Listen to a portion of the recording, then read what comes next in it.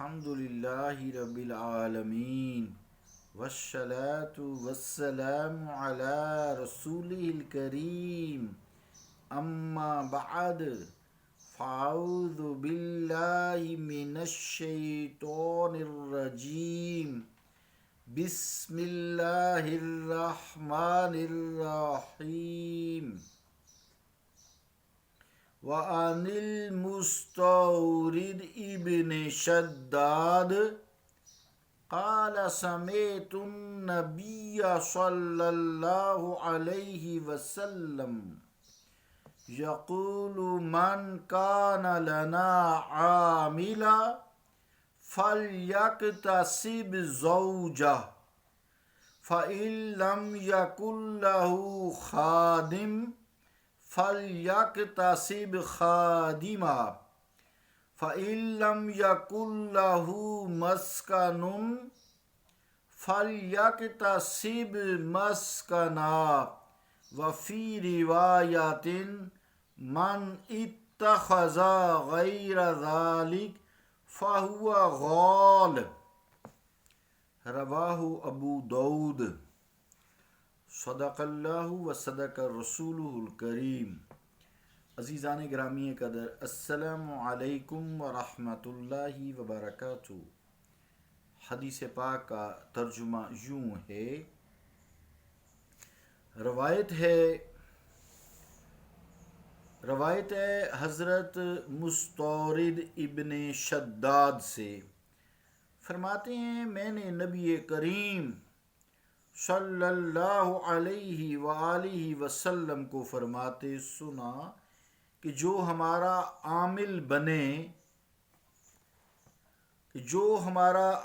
بنے چاہیے کہ بیوی کر لے، پھر اگر اس کے خادم نہ ہو تو چاہیے کہ خادم رکھ لے، اگر اس کے پاس مکان نہ ہو تو مکان بنا لے، اور ایک روایت میں ہے کہ جو اس کے علاوہ لے گا وہ خائن ہوگا۔ ابو داؤد۔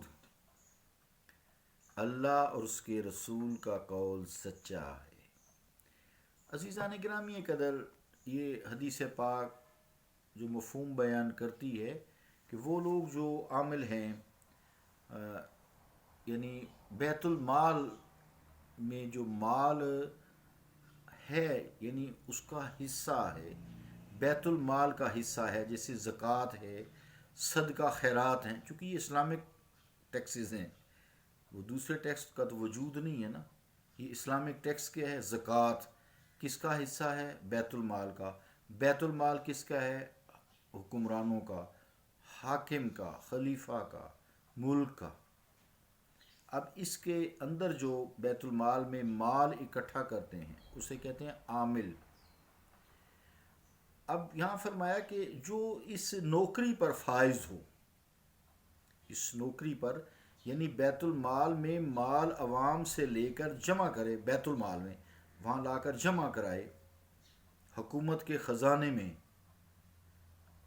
سوچیں کیا ہو رہا ہے، بس اتنا ہی سوچیں، یعنی زکوٰۃ اکٹھی کر کے بیت المال میں جمع کرائے، صدقہ خیرات لوگ جو دینا چاہیں وہ ایک الگ بات ہے، وہ بیت المال میں جمع کرائے۔ اس کے بعد قربانی کی کھال کا مال وہ اکٹھی کر کے ساری بیت المال میں جمع کرائے، صدقہ فطر بیت المال میں جمع کرائے۔ یہ اسلامک ٹیکسز ہیں، زکوٰۃ خاص طور پہ دین کا رکن ہے۔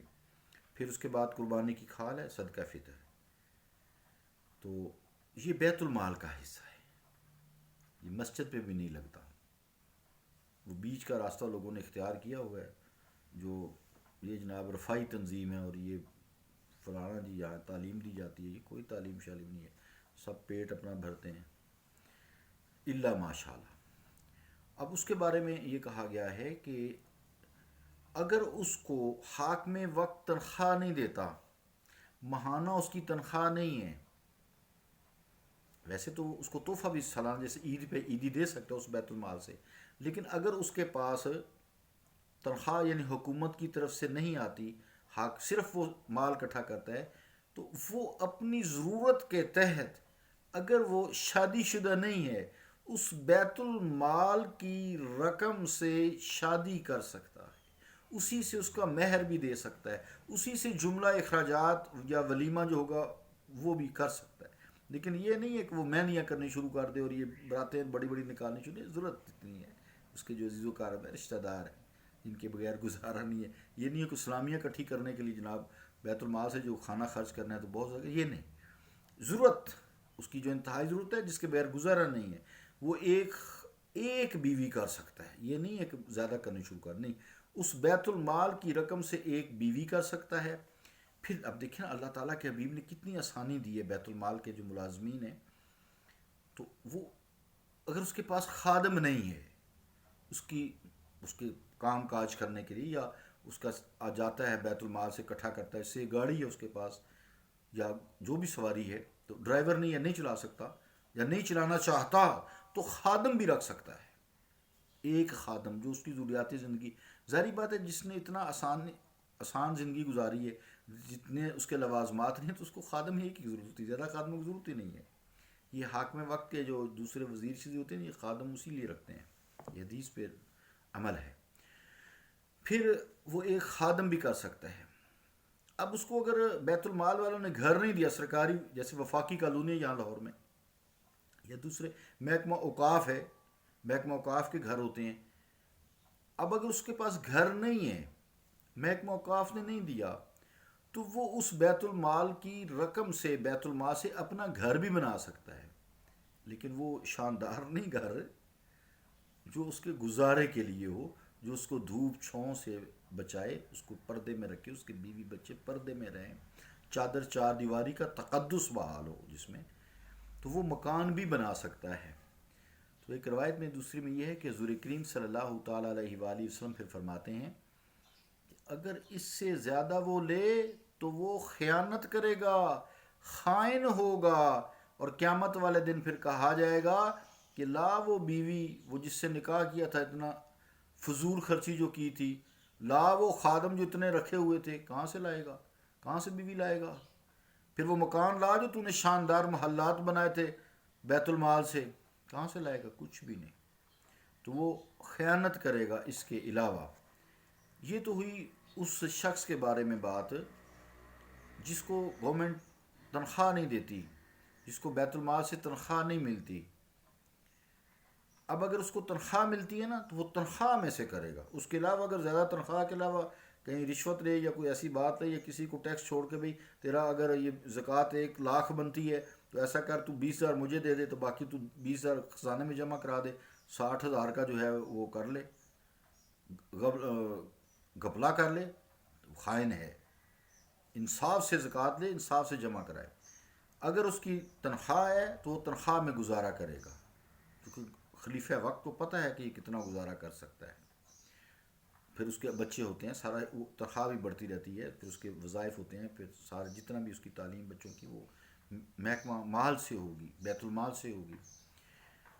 اب اگر اس کو یہ نہیں ملتے تو پھر تو لے گا، اگر تنخواہ ملتی ہے تو نہیں لے گا، وہ تنخواہ میں گزارا کرے گا. بڑا آسان ہے، حدیث واضح ہے، کوئی ایسی اس میں تعویل کی گنجائش نہیں ہے. اس سے یہ بھی معلوم ہوا کہ اے لوگو، زکوٰۃ کا مال بیچ میں نہ کھایا کرو، خزانے تک پہنچنے دیا کرو. اور اگر خزانے تک پہنچ جائے تو جو اس پہ ملازمین ہیں اگر وہ گڑبڑ کرتے ہیں تو وہ خیانت والے ہیں، تمہیں کچھ نہیں ہے. تمہارا حق تھا خزانے تک مال پہنچانا، آگے بیچ میں انہوں نے گڑبڑ کی ہے تو وہ گناہ گار ہیں، تم گناہ گار نہیں ہو. اور جو تم بیچ میں سے اچک لیتے ہو یا لوگوں کو پارٹی بازی کے لیے دیتے ہو کہ بھئی یہ ادھر کریں گے، گناہ ہے، منع ہے. زکوٰۃ، صدقہ خیرات، قربانی کی کھال بیت المال کا حصہ ہے. آگے وہ کیا کرتے ہیں وہ اللہ جانے اور وہ جانے. وہ خیانت کرتے ہیں تو ساتھ دیں گے. اللہ رب العالمین ہمیں دین کی صحیح سمجھ عطا فرمائے اور دین پہ چلنے کی توفیق عطا فرمائے اور عمل کی توفیق عطا فرمائے. صلی اللہ تعالیٰ علی رسول خیر خلقہ محمد وعلی آلہ وصحبہ اجمعین برحمتک یا ارحم الراحمین.